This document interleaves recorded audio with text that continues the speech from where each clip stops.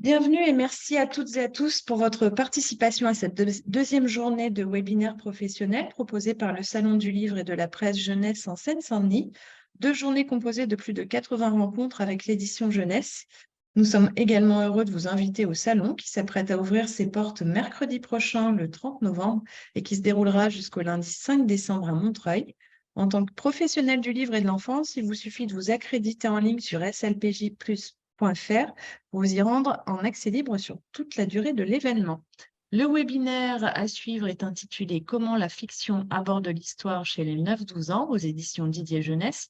Sachez que vous avez un espace Q&R questions-réponses sur lequel vous pouvez poser des questions tout au long du webinaire et nous accorderons quelques minutes à la fin du webinaire pour y répondre. Je vous souhaite un très bon webinaire. Je suis ravie de vous retrouver. Vous êtes derrière votre écran, mais bon, voilà, par écran interposé, de pouvoir parler avec vous de littérature et aujourd'hui avec deux super auteurs, Nathalie Sommers et Jean-Luc Marcastel. Alors, je vais commencer par vous présenter rapidement. Jean-Luc Marcastel, tu as été professeur d'histoire géo avant de te lancer dans l'écriture. Tu es auteur d'une cinquantaine de titres, voire plus, je pense, chez de nombreux éditeurs. Tu privilégies les romans de fantasy, d'histoire, de SF, en parlant régulièrement de la région qui t'est chère, où tu habites et qui est aussi chargée d'histoire, le Cantal. Et tu viens de publier chez Didier Jeunesse Le secret d'Iliana, qui va justement parler d'histoire et de Seconde Guerre mondiale notamment. Nathalie Sommers, tu as été ingénieure et institutrice avant de partir toi aussi dans l'aventure de l'écriture. Tu es autrice d'une soixantaine de romans de genres très différents, du récit de vie, de la fantaisie, et tu adores et l'histoire évidemment, et tu adores t'inspirer de faits réels, notamment historiques, pour nourrir tes romans. Chez Didier Jeunesse, tu as publié de nombreux romans. Je vais parler de ceux qui sont plutôt historiques puisque c'est notre sujet aujourd'hui. La série Roseland, une trilogie fabuleuse, historico-fantastique, qui se passe pendant la Seconde Guerre mondiale et qui mène un monde parallèle à l'histoire. Mais aussi, donc, il y a Les Jumeaux à Versailles, une trilogie également, où on retrouve donc la cour de Versailles avec deux jumeaux. Et plus récemment, Molière, Il faut sauver Molière. Je vais peut-être, on va surtout se pencher sur ces 3 romans, puisqu'on va parler des 9-12 ans. Donc, je raconte rapidement Iliana, Le secret d'Iliana. Alors, c'est l'histoire de chez Jean-Luc Marcastel. C'est l'histoire de Cassandre qui passe ses vacances, des vacances assez ennuyeuses chez sa grand-mère dans le Cantal. Il n'y a pas de Wi-Fi, elle ne peut rien faire, donc elle s'ennuie. Et sa grand-mère lui parle d'une légende, la légende d'une dame blanche qui serait apparue près du château du village. Alors, il n'en fallait pas plus pour être un peu curieuse. Elle va prendre son vélo, partir voir ce château. Et en furetant dans les sous-sols, elle va tomber sur une expérience scientifique qui est menée par une femme. Et elle va être propulsée malgré elle en plein cœur de la Seconde Guerre mondiale, au même endroit, dans ce château qui, à l'époque, cache une jeune juive qui s'appelle Iliana et qu'elle va vouloir protéger. De ton côté, Nathalie, les 2 romans historiques dont on va plus parler, c'est peut-être Les Jumeaux à Versailles, donc, qui sont en 3 tomes. C'est l'histoire de 2 frères et sœurs qui vont quitter leur province pour construire leur avenir à la cour du roi Soleil. L'un va devenir chantre de la chapelle royale et l'autre musicienne et dame de compagnie. Et ils vont vivre de nombreuses aventures de cap et d'épée. Et puis, dans Il faut sauver Molière, tu t'intéresses toujours à la cour de Versailles. Et cette fois-ci, c'est le grand Molière qui est victime de chantage. Et le jeune Pierre, qui est le héros de l'histoire, qui est à son service, va enquêter avec la fille de Molière pour découvrir qui est l'auteur de ce chantage. Donc, on parcourt vraiment les pièces de Molière avec une fabuleuse enquête dans les couloirs de Versailles et les passages secrets. Ceci fait, donc je passe un peu aux questions, parce que j'ai pas mal de questions à vous poser. Vous êtes immergé dans l'histoire pour écrire pour les 9-12 ans. La première interrogation qui me vient, c'est comment vous faites vos recherches. Peut-être je demande à Nathalie en premier, comment tu te penches, tu te documentes pour commencer une histoire qui parle de l'histoire avec un grand H. Alors, je ne suis pas du tout historienne, mais c'est vrai que je suis une passionnée d'histoire. D'abord parce que l'histoire raconte plein d'histoires.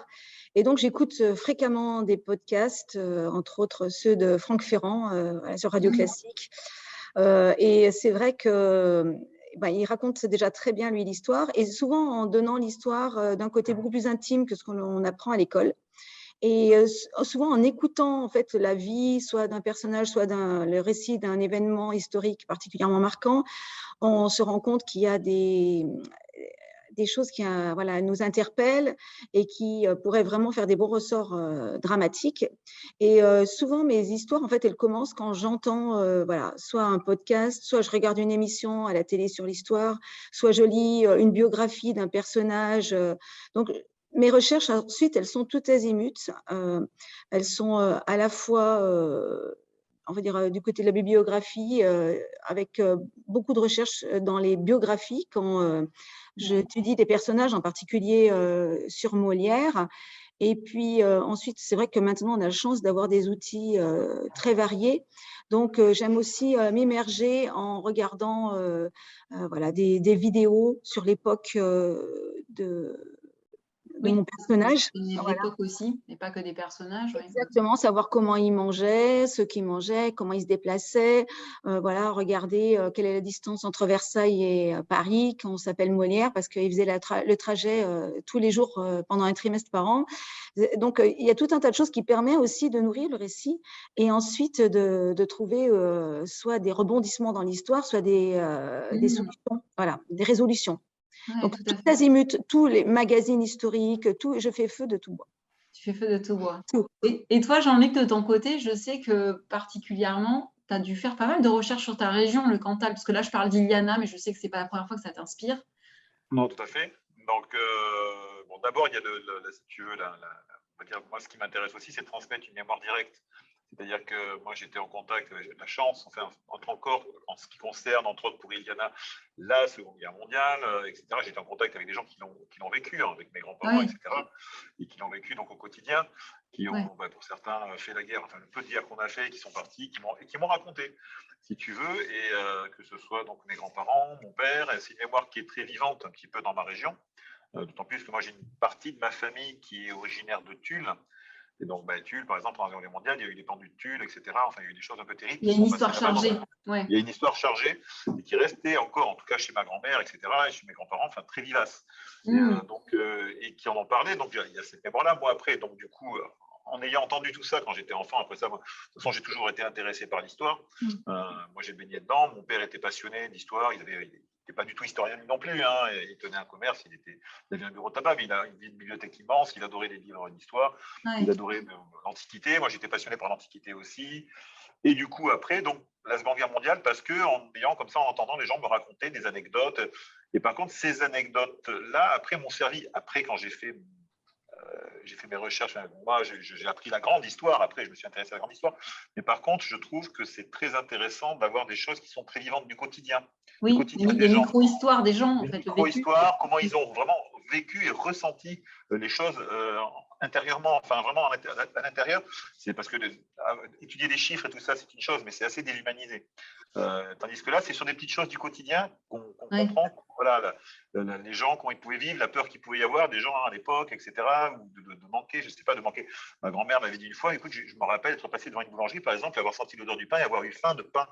Oui. Voilà, des choses comme ça, ou des petites anecdotes, soit des fois drôles ou pas, mais voilà. Par exemple, dans Iliana, il est question à un moment donné, il y a des soldats allemands qui sont là, qui sont des soldats allemands un peu âgés, et il y en a un, voilà, qui donne du chocolat aux enfants, en disant, mais tiens, mon petit-fils, moi, il est... Et je sais que ça, c'était mon père qui m'avait dit, quand il était petit, justement, il y avait des soldats allemands qui étaient là, qui étaient probablement des réservistes, des gens, c'était des papis, ils disaient, ils auraient certainement été beaucoup mieux chez eux avec leurs petits-enfants que là. Ils disent, ils étaient gentils avec nous, ils nous donnaient du chocolat en sortant de l'école. Non, c'est une anecdote véritable. Ouais. Voilà, c'est ça. C'est exactement ce que j'avais envie de vous demander aussi. Donc, c'est cet aspect, du coup, une fois que vous avez fait vos recherches, donc là, toi, tu sais plutôt du témoignage direct. Bah, évidemment, pour l'époque de Molière, on ne va pas avoir du témoignage direct, mais plus difficile. La documentation, mais on voit bien que ça vient de toutes parts, en fait. Et du coup, c'est des astuces, parce que, en fait, ce qui m'intéresse, c'est vrai que je trouve c'est intéressant pour le public de savoir comment vous filtrez tout ça et comment vous en tirez des astuces narratives, enfin des astuces d'intrigue, parce que c'est du coup, c'est beaucoup de matière, mais il faut savoir filtrer pour la tranche d'âge des 9-12 ans, puisque c'est le sujet de notre webinaire. On s'adresse à une tranche d'âge quand même assez jeune. Donc, comment vous tirez de ça, voilà, des astuces narratives, des idées, des ressorts, comme tu abordais ça tout à l'heure, Nathalie. Donc, en fait, moi, je pense que je suis aussi aidée par le fait que j'ai été professeure des écoles pendant pas mal d'années et que j'arrive à imaginer très bien le niveau de mon public et de ce qui les intéresse et ce qui va les emporter en fait dans l'histoire. Donc, ça se fait un petit peu naturellement. Et c'est vrai que je pense que le personnage central qu'on va choisir, enfin notre héros, il va devoir leur parler. Donc, ce qu'il y a de bien, c'est que même si l'histoire, les époques changent au niveau technologique, etc., mais au niveau humain, en fait, c'est toujours les mêmes ressorts qui font avancer les personnages. Et ça, c'est merveilleux parce qu'on n'a pas besoin des fois de se casser trop la tête pour savoir ce qui va toucher notre personnage. En l'occurrence, dans le livre Il faut sauver Molière, le jeune héros qui s'appelle Pierre, il est orphelin, voilà. Et alors, c'est vrai que, voilà, et donc du coup, orphelin à l'époque, bon, ça voulait dire travailler très jeune. Et parce qu'on devait s'assumer. Donc ça, évidemment, c'est des choses complètement différentes. C'est ce qu'il y a d'intéressant aussi dans l'histoire, c'est de faire voir aux enfants que l'enfance n'a pas été la même à toutes les époques. Mais cependant, lui, il a été profondément blessé par des médecins qui ont, on va dire, extorqué tout l'argent en promettant de soigner sa mère et qui, en fait, au bout du compte, l'ont juste voilà, fait mourir plus vite. Voilà. Et donc, il a cette fascination. Du coup, pour lui, ça provoque une fascination et un amour pour Molière, qui est quand même l'un des seuls à l'époque à oser confronter le corps médical. Des médecins, ouais. Exactement, voilà. Donc, effectivement, quand Molière, dans l'histoire, va recevoir une lettre de chantage et qui va être attaqué, le cœur de Pierre va tout de suite se porter vers lui et spontanément, il va vouloir le défendre. Mais ça, c'est des ressorts humains. Après, effectivement, le contexte nous permet de… oui, en fait, ça nourrit notre récit, mais bon, ça se fait assez… Enfin, Jean-Luc parlera aussi, mais moi, ça se fait assez naturellement, le filtrage de ce qui est… Mais oui, là, on a le cœur d'un enfant qui bat, qui a perdu sa mère et qui, du coup, retrouve dans la dramaturgie, dans l'humour de Molière et les moqueries de Molière sur les médecins, quelque chose. Donc, en fait, tu fais écho et ça nourrit l'histoire et ça permet aussi, l'air de rien, de parler du médecin malgré lui, de certaines pièces de Molière, sans que ce soit le cœur de l'histoire, parce que, encore une fois, c'est une enquête assez palpitante. Oui. Donc, effectivement, c'est très intéressant. Et d'ailleurs, dans Les Jumeaux à Versailles, j'avais admiré la façon dont tu te sers de petits détails qui pourraient être assez barbants, je dirais, mais que tu rends super drôle ou en tout cas super plein de suspense. Parce que je me souviens qu'il y a la première aventure des Jumeaux à Versailles. Tu parles des boucles de chaussures, des petits chantres qui n'étaient pas les mêmes d'un cœur à l'autre et que du coup, le jeune héros va se tromper parce que voilà, un garçon qui veut lui jouer un mauvais tour va lui mettre les mauvaises boucles et il va du coup se retrouver dans une situation embarrassante. Ouais, alors, c'est pas les boucles dans le tome 1, c'est les bas. Parce que les chantres… c'était les bas, oui, c'était les bas. C'est dans le tome 2 que les boucles rentrent. Voilà. Donc, il y avait plusieurs chœurs de chanteurs, de musiciens à l'époque de Louis XIV. Et donc, il y avait effectivement les petits chantres de la Chapelle Royale, dont fait partie mon héros. Et il y avait aussi des chantres qui l'accompagnaient, du coup, qui venaient de familles nobles, ceux-là, et qui devaient payer, par contre, pour faire partie de ce chœur. Et évidemment, ils étaient donc, comme issus d'une famille noble, ils portaient des bas de soie avec des boucles en argent. Sinon, tout le reste de leur uniforme était le même. Mais voilà, mon héros, lui, il a que des bas de coton. Et effectivement, un de ses camarades, voilà, ses ennemis plutôt, on va dire, utilisent voilà, ce détail pour le faire punir à un moment donné parce qu'il lui échange ses bas de soie avec des bas de coton et voilà, ça passe pas auprès de… situation embarrassante. Ouais, c'est intéressant d'utiliser les petits détails comme ça qui paraissent un peu barbants quand on les lirait dans des notes biographiques mais que tu rends super palpitantes dans l'histoire. Et de ton côté, Jean-Luc, dans Iliana, je dirais que l'astuce principale, c'est une astuce qui est utilisée de temps en temps dans les romans. D'ailleurs, Nathalie l'a déjà utilisée, tu me disais, c'est le voyage dans le temps, c'est-à-dire prendre un personnage d'aujourd'hui qui a un téléphone portable, qui vit comme une petite fille d'aujourd'hui, et l'envoyer au cœur de la Seconde Guerre mondiale. Et ça, c'est une immersion évidemment forte qui parle au lecteur, quoi. C'est ça. C'est-à-dire que le lecteur qui est un lecteur de nos jours peut plus s'identifier déjà au personnage, au héros. Et après ça, en fait, notre héros, finalement, va jouer un peu le rôle de Candide, et véritablement, de cette époque-là, parce que lui aussi ignore tout, enfin, des codes ou des choses, comment on vivait à ce moment-là. Enfin, on le connaît seulement de manière très théorique.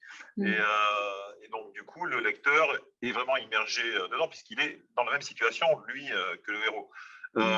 Après, il y avait par exemple, moi, dans le livre, un passage qui était compliqué un petit peu à négocier. C'est justement, on parlait de filtres. C'est à un moment donné, il est question du ghetto de Varsovie. Et qui est quand même un épisode assez dramatique de l'histoire. Et donc, j'ai pris le biais pour le raconter, justement, que ce soit Cassandre qui, dans son carnet, en fait, écrit ce que lui a raconté Iliana. Oui, donc Cassandre, c'est l'héroïne d'aujourd'hui, l'héroïne de 2022 qui part à ce moment-là. Iliana, la jeune juive, et Iliana lui raconte qu'elle a perdu sa maman. Ce qu'elle a vécu. Et en fait, par contre, c'est Cassandre, nous, ce qu'on voit, c'est ce que Cassandre lit de ce qu'elle lui a raconté. Donc, il y a déjà un premier filtre qui est passé, c'est à travers ses mots à elle. Donc, voilà, sa manière à elle de voir les choses et comment elle les a vues. Ce qui atténue un petit peu la chose, mais par contre, sans vraiment l'édulcorer, on en parle vraiment. Mais bien entendu, il faut employer certains mots, il faut faire attention à la manière dont on l'écrit aussi. Voilà. Oui, tout à fait. Un peu compliqué à aborder, voilà. Oui, c'est ça, tout à fait. Et je trouve que, en tout cas, l'astuce, même si c'est vrai qu'elle est utilisée de temps en temps en littérature, de voyager dans le temps et d'avoir cette focale de l'héroïne moderne, c'est vraiment une belle manière justement d'avoir ce tamis, cette vision, ces lunettes d'aujourd'hui vers le passé. Et on est en immersion totale, en fait. C'est super pour le héros, parce que, pour le lecteur, parce qu'il est vraiment dans les bottes de l'héroïne. Et en plus, je dirais, si je peux juste ajouter quelque chose, ce qui marche très bien justement pour les 8-12 ans, là où on rejoint la fiction et l'histoire, c'est que le héros ou l'héroïne se trouve propulsé dans une époque qui n'est pas la sienne, mais on vibre aussi pour lui parce qu'on veut qu'il revienne et on veut qu'il puisse revenir. Donc, il y a un double suspense. Il y a à la fois le suspense du héros qui doit généralement remplir une mission ou retrouver quelqu'un pour rejoindre son époque, et ensuite aussi résoudre le problème de son ami qui est généralement dans une posture assez inconfortable. Donc, le double suspense marche très bien pour les 8-12. Oui, tout à fait. Ces tiraillements entre ses obligations personnelles, l'envie de sauver, et qui les propulse, qui les met aussi en situation de danger, les sortent du quotidien, aussi une manière de les amener dans une aventure assez extraordinaire, qu'ils ne vivraient pas normalement. Il y a aussi quelque chose qui m'intrigue souvent quand je suis dans et dont on discute ensemble souvent, Nathalie, Jean-Luc, c'est avec les petits arrangements qu'on doit faire avec l'histoire, parce que c'est pas toujours facile d'être pile dans les dates, de respecter tout strictement, et donc on s'accorde quand même quelques petites libertés, ou anachronismes, ou aussi invention sur des personnages réels. Là, je pense à Molière, mais on peut aussi parler du château dont tu parles, Jean-Luc, qui est un vrai château. Donc, comment vous vous arrangez un peu avec ces petites vérités ou mensonges pour le bien de la fiction? Nathalie, peut-être d'abord? Alors, moi, bon, tu me connais, donc tu sais que j'ai beaucoup de mal, en fait, dès que je dois sortir des sentiers de l'histoire, aussi bien documentée. Quand on ne sait pas, ça me va bien. Mais quand j'ai les informations, c'est très douloureux pour moi de m'écarter du chemin. Donc, généralement, j'y colle au maximum. Mais en fait, mon cerveau fonctionne de telle façon que ça m'aide à construire l'histoire. En fait, tous les points que l'on connaît sont des passages obligés pour mon histoire. Donc, en fait, moi, le but, c'est de broder autour de ces passages obligés. Et quand j'arrive à tous les cocher, je suis très contente. Parfois, effectivement, on se rend bien compte que l'histoire va en pâtir si on reste vraiment sur ces rails-là. Donc, c'est vrai que pour Molière, entre autres, j'ai un peu vieilli. Je voulais vraiment qu'on parle de la fille de Molière qui s'appelle Esprit Madeleine, que j'ai découverte. Je ne savais même pas qu'il avait une fille qui avait vécu. Et du coup, mais elle avait 7 ans au moment de la mort de Molière. Donc là, c'était un petit peu jeune pour lui faire parcourir Paris et Versailles. Donc, je l'ai vieilli de 3 ans. Pour que ça devienne plus cohérent par rapport à son personnage que je voulais quand même assez tonique et plein d'initiatives. Voilà. Mais c'est vrai que c'est toujours un peu compliqué pour moi. Voilà. Pourtant, Voilà, c'est vrai que j'essaie de me rappeler, Dumas a dit on peut violer l'histoire du moment qu'on lui fait des beaux Oui, c'est enfants. pour l'enfant. C'est ça. Tu connais ça aussi, Jean-Luc, voilà. Oui, oui, je connais bien la citation. Donc, quand je me permets des incartades à droite ou à gauche, ou alors des fois où il y a deux événements, alors ça c'était bon, plus dans Roseland, mais où j'ai rapproché deux événements historiques qui étaient, en fait, qui s'étaient passés à 1 an d'intervalle, je les ai parce qu'ils étaient trop intéressants pour ne pas les traiter dans le roman, quoi. Oui, tout à fait. Alors, c'est justement avec ces discussions qu'on a ensemble quand on prépare les romans, c'est ça qui mène aussi à nos dossiers pédagogiques. C'est ça. Et donc, dans Molière, justement, puisqu'il y avait justement ces petits arrangements, ou voilà, ou petits, on brode aussi, mais ça, c'est Pas la fiction, beaucoup, c'est hein. normal. Il n'y en a pas beaucoup, j'avoue, il n'y en a pas beaucoup, justement. Et c'est ce qui était intéressant, c'est qu'à la fin, on a fait un petit vrai-faux sur Molière. Donc, il y a des questions assez amusantes pour les enfants qu'on peut faire en classe aussi. La vie de famille de Molière est-elle conforme à la réalité? Le célèbre fauteuil de Molière avait-il vraiment des roulettes? Avec les réponses au verso. Donc, ça permet de parler entre lecteurs ou en classe de tout ça. Et toi, Jean-Luc, tu avais fait un dossier qui parle, dossier pédagogique. Voilà, qui parle de la Shoah. Parce qu'il faut le dire, Iliana, pendant ses vacances qu'elle passe dans le Cantal et qui vont l'amener à être propulsée dans le passé, à la base, pendant les vacances, elle est censée rédiger un petit exposé sur la Shoah. Sur la Shoah. Et en fait, à la fin, elle va faire cet exposé, mais personne ne sait que le personnage qu'elle a rencontré et dont elle parle est une histoire vraie. Et donc, c'est très, très émouvant d'ailleurs, parce que l'amitié est très, très forte.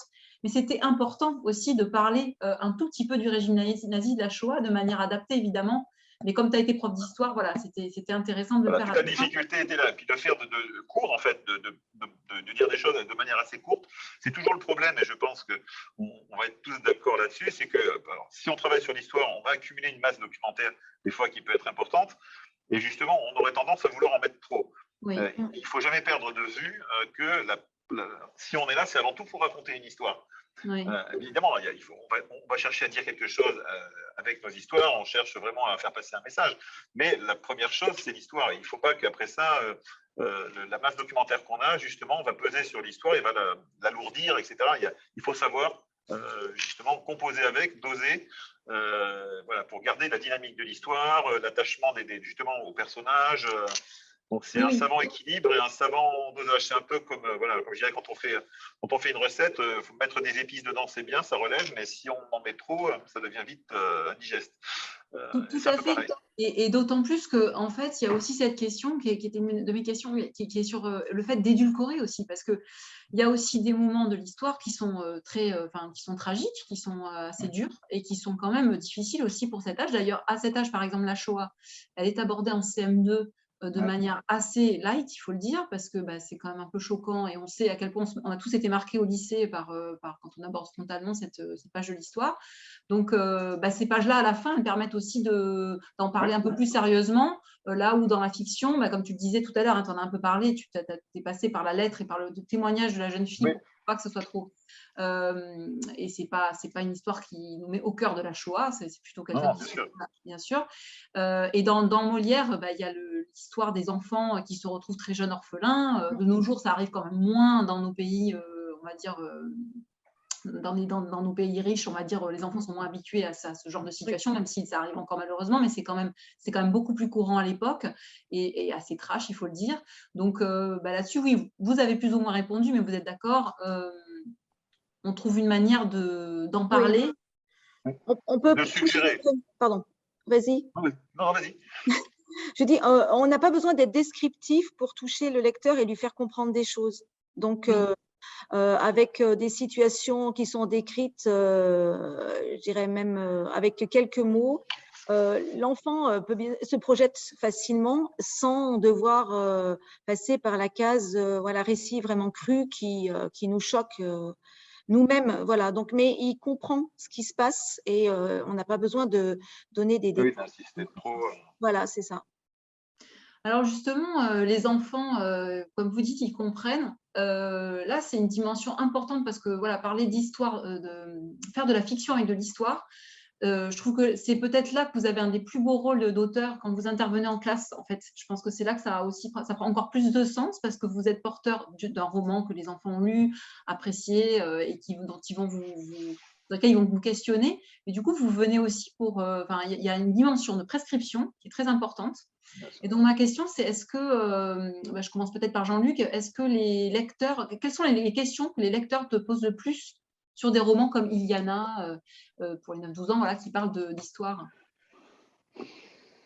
Des fois, ils demandent des précisions, justement. Il y a des choses qui les choquent. On est des générations, même les nôtres, qui n'ont jamais connu la guerre.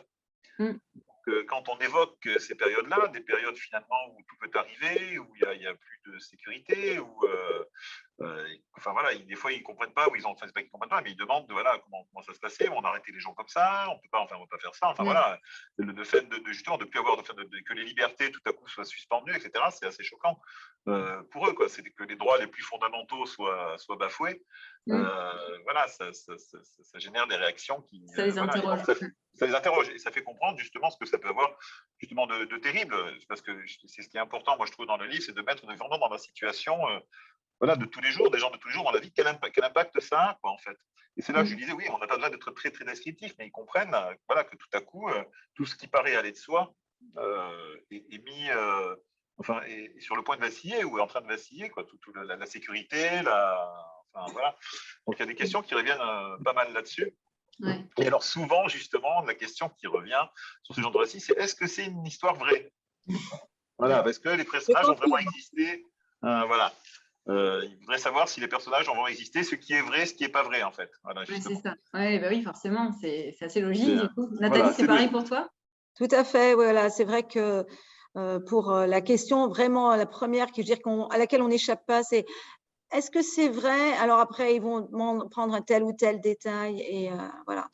Et c'est vrai, j'ai aussi, alors j'ai écrit un livre qui se passe aussi pendant la Seconde Guerre mondiale et qui parle de l'histoire de mes parents aussi, avec des enfants cachés. Et là, c'est vrai que du coup, en fait, ils sont vraiment très intéressés par le côté témoignage, quand ça peut être de première main ou éventuellement de deuxième main, mais qu'on connaît quelqu'un qui a raconté. Voilà.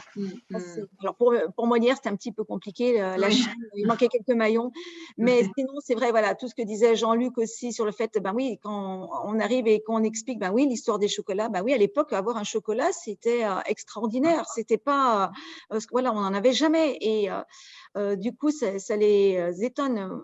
Moi, en fait, je sais que j'ai commencé à écrire mon autre histoire quand mon père expliquait à mes enfants qui avaient à l'époque 10-11 ans que quand il allait à l'école, il avait des fois des sabots cassés et qu'il mettait de la paille pour pas que le sabot les pince et qu'il marchait dans la neige avec des sabots. Et il aurait les impressionner. Mais là, il leur aurait dit qu'il allait à l'école à dos de dinosaures, ils n'auraient pas été plus. Voilà.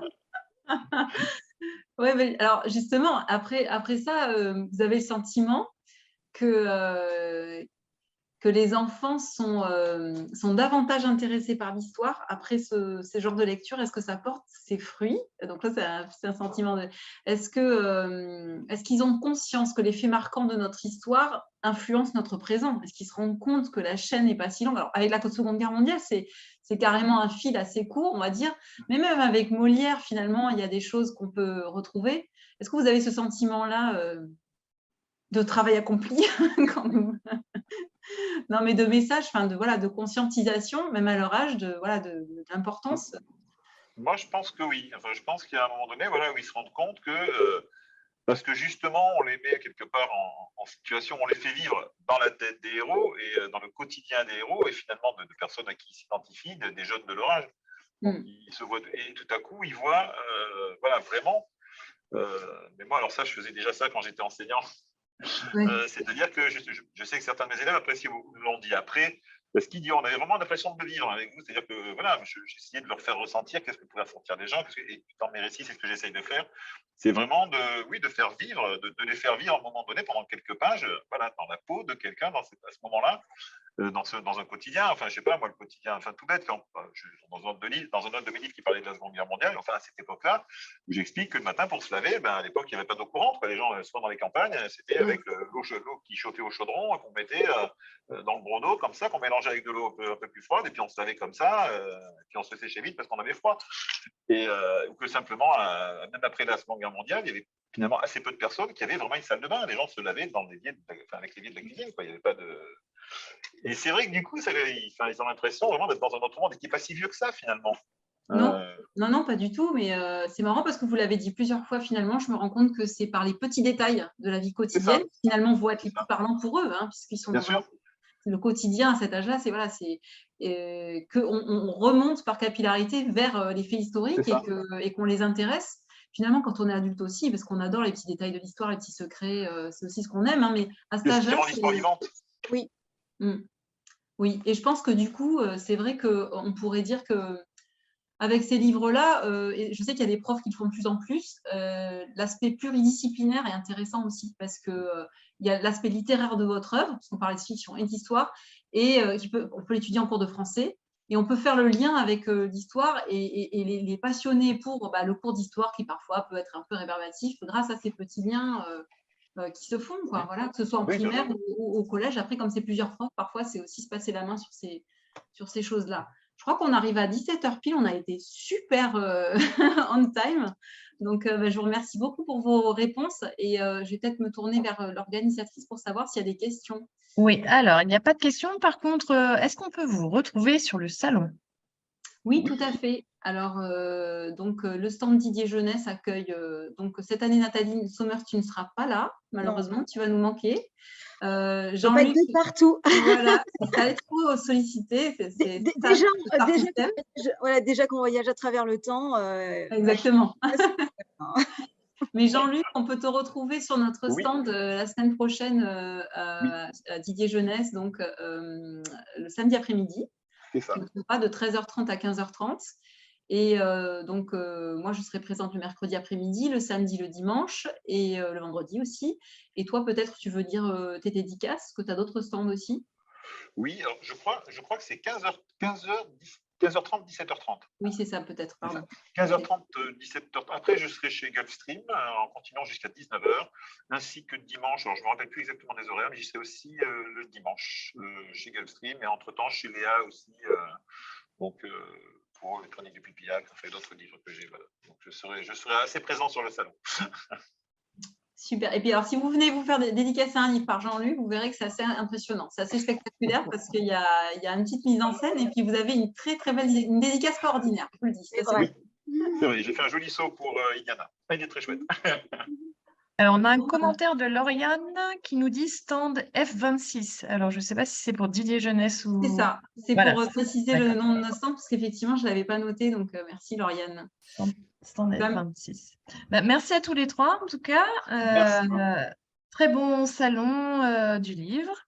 Et je voudrais juste préciser aux personnes qui ont suivi ce webinaire qu'ils pourront le retrouver en replay sur l'espace Marcom à partir de la semaine prochaine, pas la semaine prochaine, mais la semaine d'après, après la fin du salon, sur l'espace Marcom et également sur YouTube, le YouTube du salon.